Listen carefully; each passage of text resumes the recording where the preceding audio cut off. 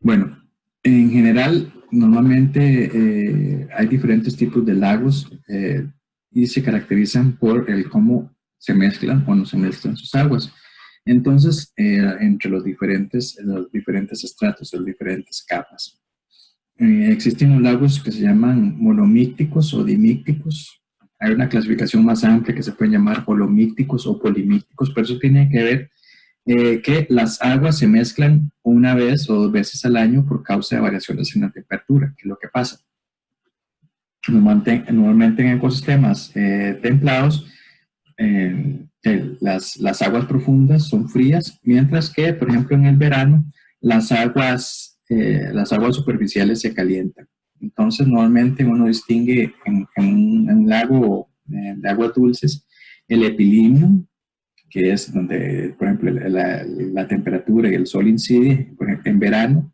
Luego hay una fase que se llama el metalimnio, que es una fase de transición muy drástica y muy rápida. Y luego tenemos el hipolimnio, que es la parte profunda, donde existe las aguas un poquito más frías, normalmente alrededor de 4 grados. ¿Qué pasa? Entonces, estas aguas se mantienen así en verano, pero conforme empieza a avanzar el tiempo después de verano, en otoño, estas aguas empiezan a enfriarse y entonces empieza a equilibrarse la temperatura de las aguas profundas con las superficiales. Eso provoca una corriente, lo que hace son corrientes que exista una recircularización de las aguas profundas. Normalmente las aguas profundas tienen mayor cantidad de nutrientes y entonces hacen que, bueno, los nutrientes se recircularicen, pero también muchas veces en los fondos no solamente hay nutrientes, hay esporas, hay muchos organismos que están esperando subir para poder tener su ciclo de vida. Entonces, esto puede pasar tanto en esas condiciones. Normalmente esos son los lagos monomícticos. En algunos casos, en los lagos dimícticos, lo que pasa es, a veces cuando algunos de los lagos se congelan, también existe este diferencial de temperaturas y luego cerca de la primavera se puede dar otro ciclo de reciclaje y recircularización de las aguas y por tanto de los nutrientes. Por otro lado, tenemos algunos otros lagos en cuanto al gradiente, no es de temperatura, sino de densidad, como por ejemplo los lagos de Antártica. Entonces tenemos una capa de hielo en la parte superficial, que puede ser de verdad de varios metros de grosor. Tenemos luego de eso lo que se llama el mixolimnio, ¿verdad? Que es normalmente en aguas dulces, aguas dulces, ¿sí? Una capa óxica, y luego de eso tenemos lo que se llama la quimioclina, que es donde hay una capa, donde hay un gradiente de salinidad muy alto, y luego tenemos la capa más profunda que se llama el monimolimnio, que normalmente es anóxica. Entonces, este tipo de lagos normalmente no existen estos gradientes, por ejemplo, como la temperatura, y entonces las aguas nunca se mezclan. Y entonces ese tipo de lagos se llaman meromícticos. Esto es una pequeña introducción sobre mineralogía para que podamos entender estos ecosistemas sobre los que estoy hablando. Y entonces, cada uno de los lagos, lo curioso es que analizamos, tenían condiciones muy diferentes. Por ejemplo, si vemos las puntitas rojas, los puntitos negros, es la clorofila A, que es una señal de más o menos de cómo está el fitoplancton. Y entonces vemos que normalmente se mantiene relativamente constante a lo largo del perfil.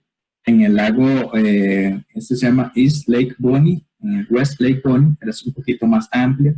Si uno ve, por ejemplo, el perfil de profundidad, entonces vean en este, que empezamos más o menos en 2 grados en la parte superficial y empieza a descender y termina en menos 4 grados. Este es aquel lago, bueno, que tienen una conductividad, altísimas concentraciones de sal altísimas, y entonces por eso ve uno ese tipo de perfiles. En cambio, el lago Joare, si uno ve, por ejemplo, bueno, o el perfil de clorofila, entonces uno ve que hay un pico más o menos alrededor de entre los 20 y los 30 grados. Entonces ahí es donde hay una capa de organismos fotótrofos que probablemente la poca luz que está entrando a ese ecosistema se concentra en esas condiciones. Algo muy curioso de los lagos en general es que, inclusive el mar en general, es que las capas de organismos fotótrofos no están normalmente en las capas superficiales, no están ni siquiera en los primeros 5 metros, sino alrededor de los 10 metros, inclusive para abajo, dependiendo de la densidad. Muchos de esos organismos fotótrofos no sobreviven por las condiciones de radiación y, bueno, otras condiciones particulares de la superficie, sino más bien un poquito más abajo, que es, necesitan un poquito de filtrado de las capas superiores del agua.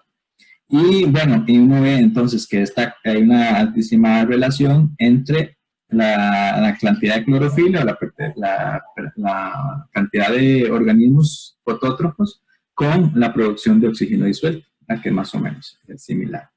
El lago Fixel también presenta una condición similar, de un pico de clorofila con un pico de oxígeno y luego, bueno, baja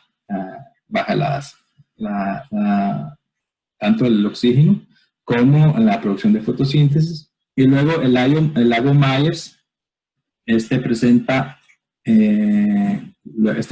igual, es un lago de aguas dulces, y que presenta, bueno, este pico de oxígeno, también presenta temperaturas más altas, y cada uno con su, en fin, lo que teníamos son 5 lagos con características físico-químicas, perfil muy distinto, que me permitió entender un poco cómo se comportan las poblaciones de hongos en estas circunstancias.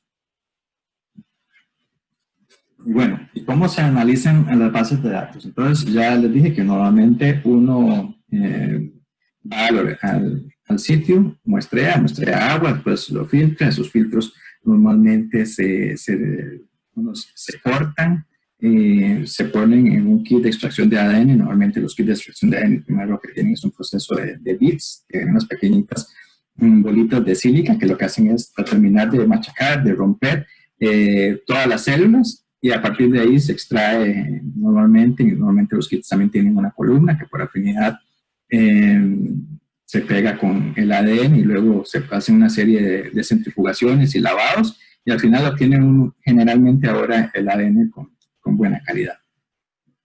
Esto se manda a secuenciar, normalmente, bueno, uno lo puede hacer en el país, pero normalmente sale mucho más barato mandarlo a secuenciar a otros países, y dependiendo de los organismos que esté buscando, uno escoge diferentes marcadores moleculares. Entonces, si está estudiando bacterias, por ejemplo, puede escoger el 16S, dentro del 16S hay diferentes primers, pero normalmente la región que más se utiliza es la región B4 del ribosomal.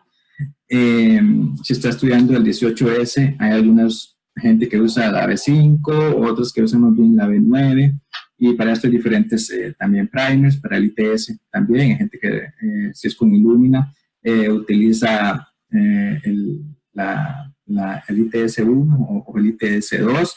En fin, esto se manda a secuenciar, llega a la secuencia, y luego una vez que uno tiene todas las secuencias, entonces hay en estos momentos una infinidad de programas que se pueden utilizar para esto, para procesar las bases de datos.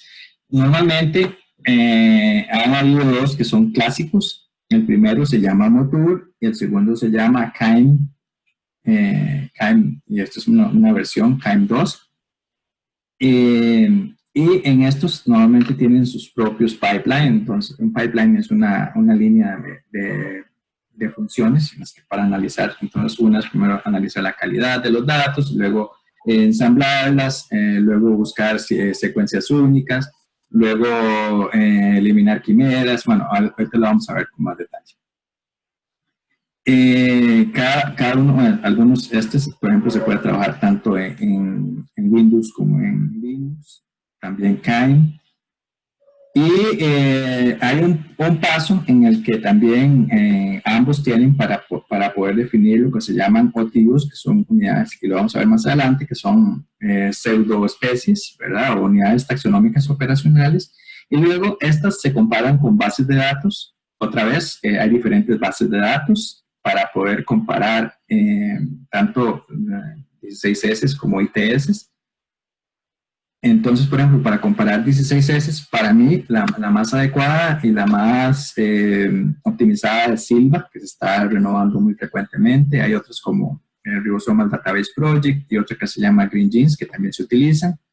Y luego, al final, lo que obtiene uno es una tabla con las taxonomías, perdón, con cada uno de los OTUs, cada una de las pseudoespecies, con las abundancias en cada uno de los sitios y luego una clasificación taxonómica. Esto ha funcionado así por mucho tiempo. En algunos casos, cuando la taxonomía, esta base de datos UNITE es para hongos, ITS de hongos, que es tal vez una base de datos también muy curada, que es como la estándar. También hay otras plataformas para poder hacer esto casi como un web service, como está en Galaxy y Kita. Hay otras que también se utilizan como Pipits. Y en algunos casos también uno quisiera comparar o confirmar las asignaciones de estas bases de datos con otras tal vez más amplias, como por ejemplo el GenBank del NCBI que usa BLAST. Yo quiero hablarles sobre esta data, yo después de probar todos los colores y sabores, en realidad ahora me moví a usar una que se llama Dada2.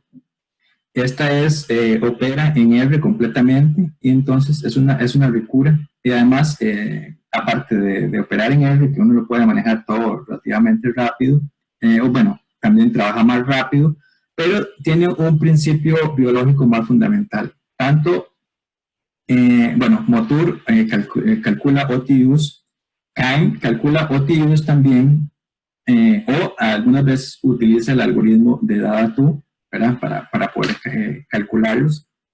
Pero el principio biológico es que Dada no calcula OTUs. Es decir, que dos especies son iguales o diferentes porque tienen 3% o 3% o son 97% iguales en el 16S, es algo sumamente arbitrario, ¿verdad? Es de hecho ya obsoleto, ¿verdad? Y entonces, porque hay dos especies que pueden diferir en menos o pueden diferir en más. Eso es una variación y hay diferentes rangos. Entonces, nadie puede establecer en biología que esto de aquí para allá es y de aquí para allá no es, o sea, porque en la naturaleza no es de todo, ¿verdad? Entonces, esta lo que hace es un análogo, lo que hace es calcular amplicon sequence variance, que es simplemente variantes genéticas. Similar casi que a un SNP, ¿verdad? Entonces, esto es más biológicamente real, no tiene ese sesgo, simplemente es algo diferente, ¿verdad? Y no tiene ese sesgo que tiene el decir 3%, ¿verdad? Entonces, y cada vez está siendo más utilizada. Y esta base de datos, entonces lo que hace es usar inteligencia artificial para calcular los SNPs y a partir de ahí calcula los errores para cada una de el forward y el reverse y luego hace un ensamblaje y luego uno lo compara con Silva o cualquier otra base de datos. Pero lo que quiero decirles es que en el tema de metabarcoding hay cualquier cantidad de plataformas, cualquier cantidad de enfoques y en general alguna gente prefiere uno, alguna gente prefiere otros. Y generalmente cuando alguien escribe o publica, se acepta uno o el otro, en el entendido de que siempre hay cierta variabilidad, ¿verdad? Dependiendo de lo que uno haya escogido. Y entonces, para ver nada más, esto es rápidamente cómo funcionan los pipelines. Entonces, uno tiene las secuencias crudas. Entonces, lo primero que tiene que hacer es quitarles adaptadores, los primers. Normalmente lo que hace es también primero ensamblarlas, hasta analizar la calidad. Entonces, la calidad de las secuencias, normalmente hay diferentes estimaciones. Entonces, normalmente por la misma tecnología, estamos usando Illumina. Las primeras bases de datos son normalmente de alta calidad, pero cuando va acercándose a, no sé, más de 200, ya la calidad empieza a decrecer. Esto tiene unas unidades específicas, un sistema de medición, pero normalmente el valor estándar es calidades superiores a 30 se mantienen, ya inferiores a 30 ya se va perdiendo digamos, la calidad, entonces normalmente uno las elimina. Luego lo que se hace, bueno, luego de unirlas, entonces algunas veces para simplificar el procesamiento simplemente se escoge una por cada secuencia única. Esto es utilizando con ITS, ¿verdad? Entonces, en algunos casos, bueno, se escoge la secuencia, se utilizan diferentes algoritmos para calcular los OTUs. Después de eso, se remueven lo que son quimeras, hay diferentes algoritmos para decir si una secuencia podría ser verdadera o si la mezcla de diferentes cosas. Y después se hace una asignación taxonómica comparándola con una base de datos como puede ser Silva, puede ser RDPI o puede ser Unite para hongos. Entonces ya se hace esa determinación de la cantidad de secuencias para cada uno de los sitios, para cada uno de los OTUs y además la asignación taxonómica. Y entonces aquí quería introducirlos a este concepto de unidad taxonómica operativa, OTU en inglés, que se refiere a los grupos de organismos agrupados por similitud en la secuencia de ADN de un marcador taxonómico específico. Y en efectos prácticos, entonces, es un proxy a una especie microbiana, con todas las deficiencias teóricas, ¿verdad?, que ya les comenté. Sin embargo, todavía se sigue utilizando. Y también es empleado cuando hay indicios de una diversidad críptica, ¿verdad? Entonces, en algunos casos ha sido muy útil para desentrañar estas diversidades. No sé si ustedes conocen el trabajo del doctor Daniel Jansen, por ejemplo, en la ACG en Guanacaste, donde él ha estado estudiando materia, por ejemplo, mariposas. Entonces ha visto que a veces él ha encontrado que una mariposa, dos mariposas que son físicamente, morfológicamente iguales, tienen hábitos alimenticios muy distintos. Y entonces, que no era dificilísimo separarlos. La ventaja de usar el barcoding, particularmente el usa la citocromo oxidasa 1, han encontrado que sí hay especies diferentes, ¿verdad? Entonces, lo que era, no sé, tener muchas muestras, una sola especie, después por métodos de ADN pueden encontrar que era 10 especies distintas y que cada una correspondía, por ejemplo, a diferentes hábitos de alimentación o características, no sé, de los sitios donde se ubicaba. El número de OTUs nuevamente puede resultar sobreestimado debido a errores de la secuenciación, ¿verdad? Entonces, eso es una cosa que estas técnicas tienden a sobreestimar lo que puede haber en un ambiente realmente, ¿verdad? Por ejemplo, y por definir 3%, ¿verdad? Pero en realidad la diferencia en realidad puede ser menor dependiendo de los intervalos que se utilicen o luego la diversidad propia de los organismos. Y por eso es que el concepto de OTU ha estado ha sido bastante criticado y hay diferentes alternativas que se han utilizado, ¿verdad? Entonces, con diferentes enfoques. Enfoques bayesianos para calcular el enfoque de amplified sequence variance, de distancia genética, de single linkage clusters y análisis de descomposición con diferentes algoritmos, diferentes técnicas. Y cada uno ha presentado sus variaciones. En términos generales, yo lo que he visto es que todavía se sigue usando un poco OTUs. Sin embargo, ya las cosas están moviendo un poco a usar más amplified sequence variance o los calculados por este software que se llama SWAN, que son de ligamiento simple, clusters basados en ligamiento simple. Y bueno, esto es cómo se ve esta tabla que normalmente se conoce como el biome file, ¿verdad? Entonces tenemos la lista de los OTUs, entonces de 1 al N. En una muestra de suelo, no sé, fácilmente encuentro unos 10,000 OTUs.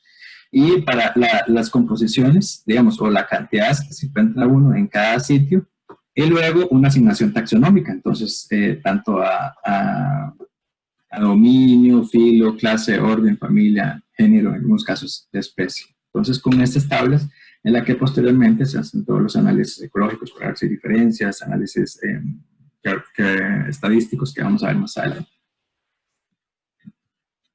Pero no sé si alguien tiene alguna duda hasta el momento. Profe. Sí. Entonces, estas otras nomenclaturas, digamos, dependen del programa que uno utilice. Estás hablando. Las de antes. Las de, ajá, estas. ¿No? En vez de OTU, digamos. Sí, bueno, en realidad el programa al final no es el programa, sino el algoritmo detrás que se utilizó para hacer el análisis o la agrupación, ¿verdad? Entonces, OTUs es una definición, digamos, estándar, y porque está definido que dos especies o dos organismos o dos secuencias pertenecen al mismo OTU si tienen mayor de 3%, ¿verdad? Es muy rajatabla. Que en algunos casos eso puede facilitar las cosas, tampoco es que está mal del todo, ¿verdad? En cambio, estos otros son diferentes aproximaciones para realizar la agrupación. En términos prácticos, uno puede usar OTUs, o a mí, yo me moví a usar más Amplicon Sequence Variants, entonces, para todo, porque tienen un principio biológico más sensible. Sin embargo, como puede haber variaciones dentro de un mismo organismo en un solo gen, uno podría tender a pensar que los cálculos y los resultados que tienen pueden ser una leve sobreestimación de lo que existe en realidad, pero por lo menos no tiene ese sesgo de decir de 3% o 2%, un valor arbitrario. No sé si... Gracias. Uh-huh. Sí, y tengo otra pregunta. Sí. Es que para mí este era un término completamente relacionado a estudios de metabar coding, digamos. Pero también he visto como que se utiliza no sé, en inferencias filogenéticas más pequeñitas, o sea, de un grupo específico al que yo amplifico simplemente, construyo un árbol y le llamo OTU. ¿Eso está bien? Explícame un poquito más, por favor. Ok, digamos que yo tengo un grupo de lo que sea, ¿verdad? Yo sé qué especies son, yo las secuencio para hacer las inferencias filogenéticas, digamos. Y entonces en ese arbolito yo no les llamo especies tampoco, sino que les llamo OTUs. Yo pensé que solo se utilizaba como para lo que yo no conozco, como ADN ambiental, por ejemplo. No, mucha gente lo utiliza para hacer lo que comentaba antes de ver indicios de diversidad críptica. Entonces vos tenés varios individuos de lo que vos conoces morfológicamente como una especie, ¿verdad? Pero al hacer el análisis de las secuencias y estableces un corte, digamos, determinado de similitud, entonces sí podrías encontrar que esa misma especie se separa en otras. Entonces por eso lo llaman OTUs, es válido. Uh-huh. Ok, en esos casos. Pero si yo sé cuál especie es, puedo llamarlo como especie.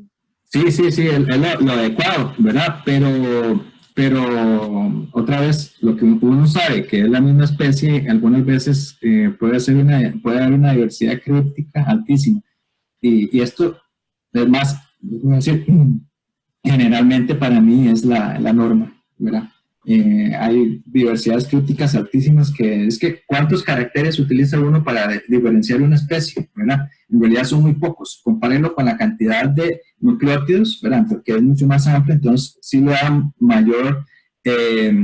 mayor posibilidad de detectar más diferencias, ¿verdad? Ok, profe, muchas gracias. Sí.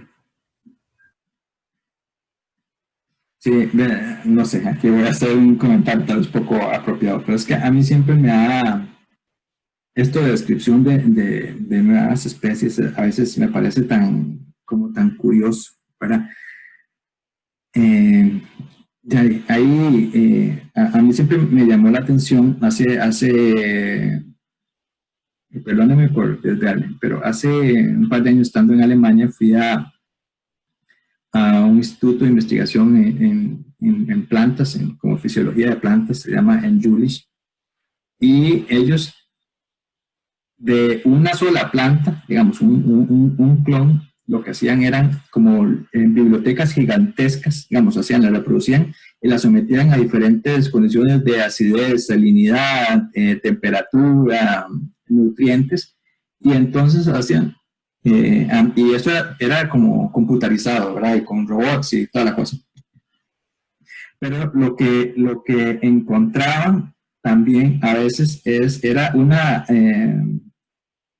que la misma clona, o sea, tenía un fenotipo súper diferente de si estaba en una condición o estaba en otra condición. Entonces, creo que ellos usaban el término plasticidad fenotípica.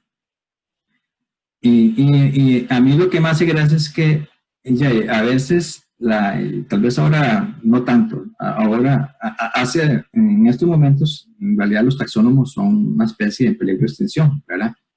Pero hace mucho tiempo había muchísimos, entonces a mí me parece que hay un sesgo ahí, siempre hay una correlación entre la cantidad de taxónomos en un grupo y la cantidad de especies que se descubren, y no necesariamente porque sean especies distintas, sino porque, no sé, tenía una cosita ahí de más y otra cosa más grande y no sé cuánto, ¿verdad? Pero muchas de esas diferencias morfológicas también a veces no necesariamente correlacionan con las diferencias genéticas, ¿verdad? Entonces, esto los sentidos aplica para un lado y para el otro, ¿verdad? A veces puede encontrar uno mucha diversidad críptica, ¿verdad? Dentro de un organismo morfológicamente igual, o podría ser que organismos morfológicamente diferentes pudieran pertenecer a un mismo tipo, ¿verdad? Sí, tenía que hacer ese comentario. Profe. Dale. Solo para comentar también, que me recuerda con lo que estamos hablando, es que yo estoy trabajando con un grupo y tengo 2 organismos, bueno, en realidad tengo grupos de organismos que son iguales, pero lo único que cambia es el color, o sea, el color de una túnica externa, digamos. Y entonces, haciendo algunos análisis así con COI, esos grupos se separan, pero en realidad están descritos como una sola especie. Entonces yo conozco el grupo, pero no sé, o sea, no hay nada que me haga pensar que son especies diferentes, excepto cuando llego a la parte genética, que realmente es solamente ese color hace que se separen en 2 diferentes, por lo menos en la filogenia. Entonces, me llama la atención con lo que usted dice, porque me confunde un montón, porque yo digo, ok, si yo los veo iguales, realmente solo con esto puedo decir que son especies diferentes. Pienso que hay que hacer muchos otros análisis, pero bueno, ahí estoy.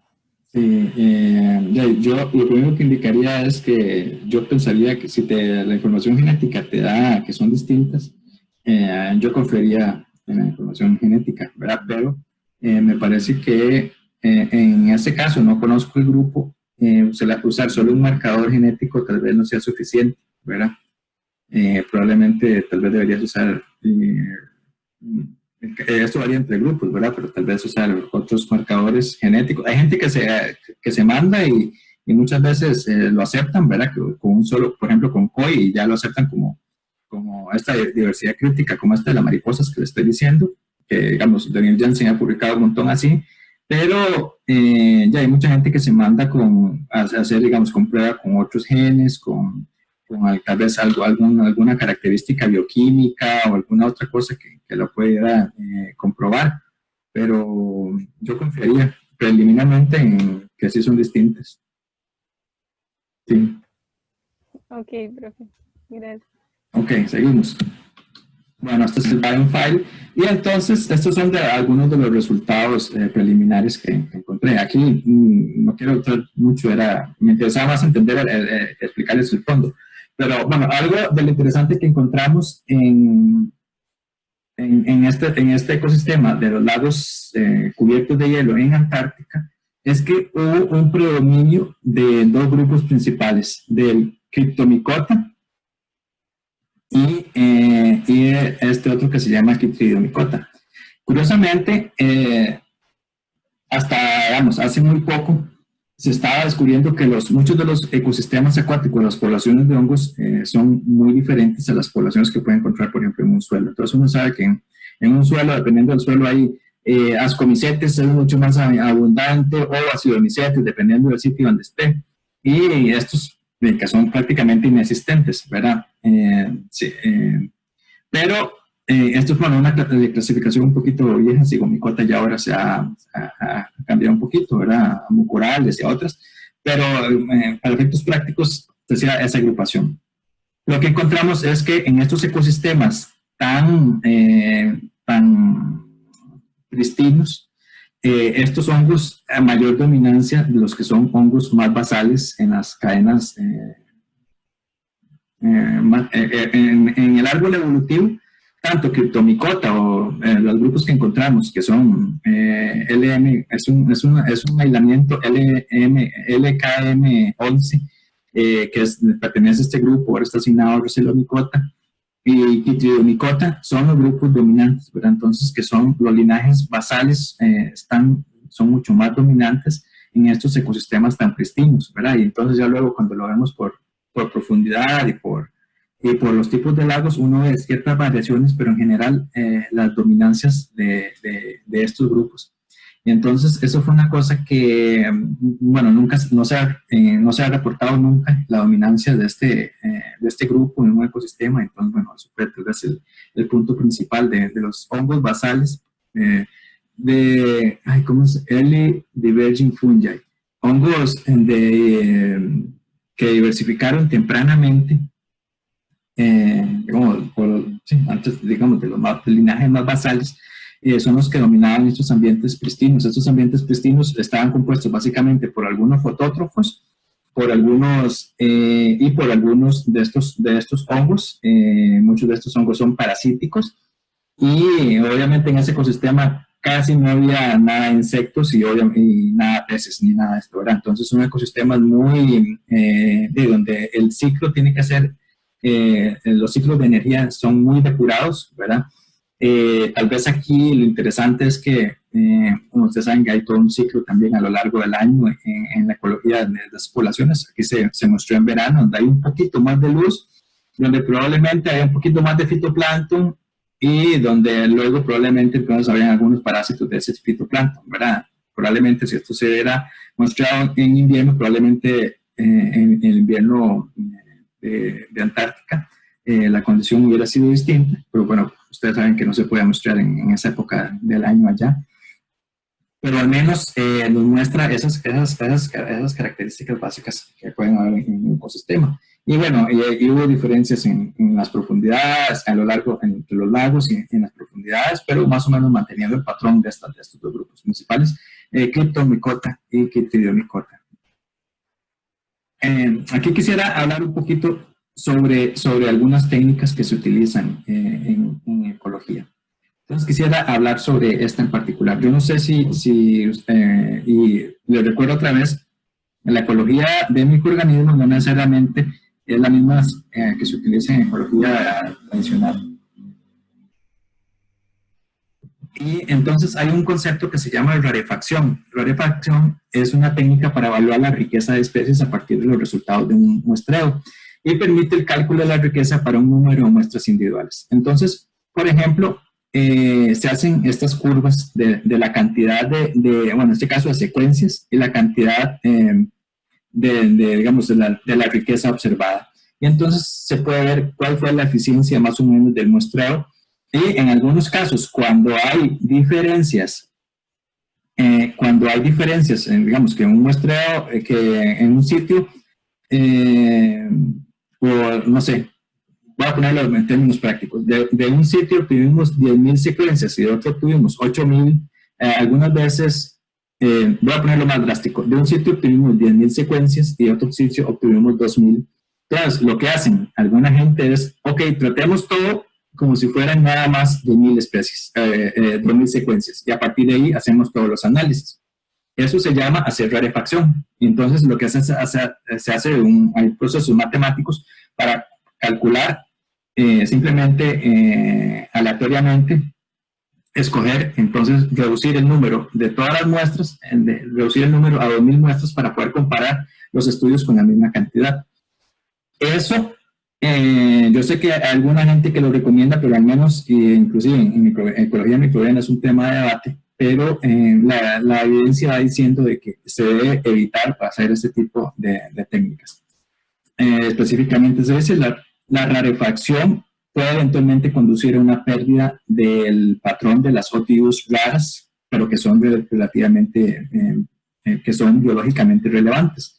Uno lo que está haciendo con eso es perder datos, y entonces también pierde por potencia estadística, y eso en estadística se conoce como error tipo 2, ¿verdad? Entonces, ¿qué es un error tipo 2? Aquí se los explico en el cuadrito. Cuando el investigador no rechaza la hipótesis nula, siendo esta falsa en la población. Es decir, es el equivalente a la probabilidad de un resultado falso negativo, ya que se llega a la conclusión que ha sido incapaz de encontrar una diferencia cuando en realidad existe. O sea, lo que estoy diciendo es, si ustedes, por ejemplo, pasaron de 8.000 a 2.000, ahí simplemente, aleatoriamente, dejaron de ver una información o organismos que realmente existían, ¿verdad? Y después, entonces, como compararan 2.000 con 2.000, y dijeron, esto no es diferente. Pero en esas 6.000 más que no analizaron, podían haber cosas que realmente hacían que las poblaciones fueran diferentes, ¿verdad? Por eso, el tema de la rarefacción es, a mi juicio, no se debe utilizar. Que, bueno, entonces hace que crea una incertidumbre de aleatoriedad, ¿verdad? Y aquí les pongo esta referencia por si alguien quisiera consultar más sobre el tema, porque es un tema delicado. Yo entiendo que otros ecólogos todavía, y están en nuestra misma escuela, promueven esta técnica, pero a mi juicio y por estas razones que les he explicado, no se debería utilizar rarefacción. Luego, otro concepto también que se utiliza cuando uno trabaja en ecología molecular es el de singletones. Un singletón es una lectura, una secuencia que está presente solamente una vez, es decir, es única en todas las lecturas. Cuando de todos los sitios, una secuencia de un motivo está nada más en un sitio. Verás que estos son normalmente muy abundantes, pero estos sí caben dentro del margen de error de todos los errores que les dije anteriormente, y algunas veces son muy abundantes y pueden sesgar mucho los análisis. Entonces, por eso normalmente se eliminan ese tipo de secuencias que están solamente una vez. Si una secuencia está en la muestra 1, o en el sitio 1 y en el sitio 2 solamente una vez, normalmente se deja, porque es un patrón que se encuentra. Pero si solamente es una muestra que está solamente de 20 sitios, solamente está una vez en un solo sitio, normalmente se elimina para corregir por todos estos otros sesgos que les expliqué anteriormente.